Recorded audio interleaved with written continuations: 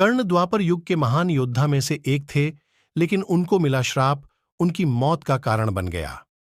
कर्ण को उनके जीवन काल में दो श्राप मिले थे। उन्हें पहला श्राप उनके गुरु भगवान परशुराम ने दिया था, जबकि दूसरा श्राप एक ब्राह्मण ने दिया था।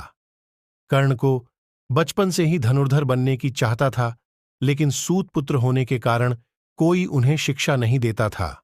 जब वह धनुर्विद्या सीखने के लिए गुरु द्रोणाचार्य के पास जाते हैं, तो वह भी कर्ण के सूत पुत्र होने के कारण उसे धनुर्विद्या देने से मना कर देते हैं।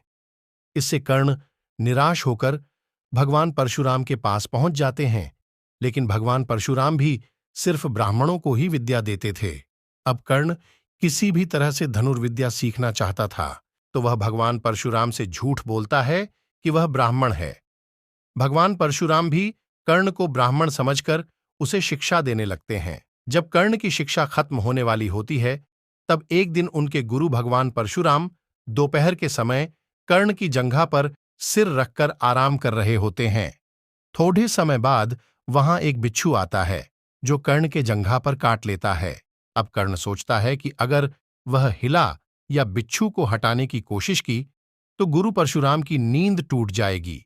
इसलिए वह बिच्छू को हटाने की बजाय उसे डंक मारने देता है।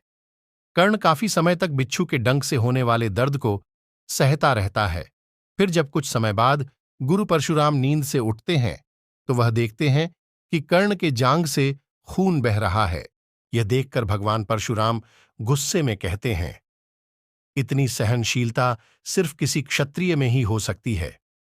तुमने मुझसे झूठ बोलकर ज्ञान हासिल किया है, इसलिए मैं तुम्हें श्राप देता हूं कि जब भी तुम्हें मेरी दी हुई विद्या की सबसे ज्यादा जरूरत होगी, उस समय वह काम नहीं आएगी।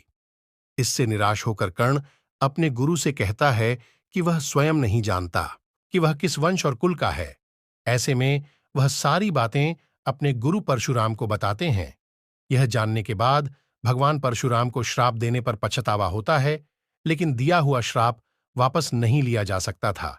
इसलिए वह अपना विजय धनुष कर्ण को वरदान के रूप में देते हैं।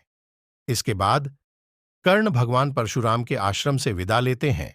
इस घटना के कुछ वर्षों बाद एक दिन कर्ण जंगल में किसी अत्याचारी राक्षस का पीछे रहे होते हैं।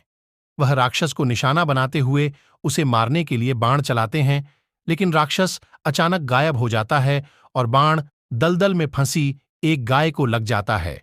बाण लगने से गाय की वहीं पर मौत हो जाती है।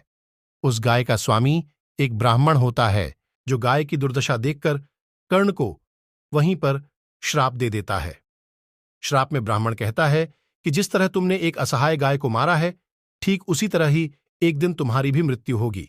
आगे चलकर इन दोनों श्राप का प्रभाव महाभारत के युद्ध में नजर आया। युद्ध के दौरान कर्ण के रथ का पहिया दलदल में फंस जाता है। जब कर्ण उसे निकालने के लिए रथ से उतरता है, तभी अर्जुन बाण चला देता है, जिससे कर्ण की मृत्यु हो जाती है। धन्यवाद। आगे भी ऐसी ही कथा सुनने के लिए हमारे चैनल को सब्सक्राइब करें।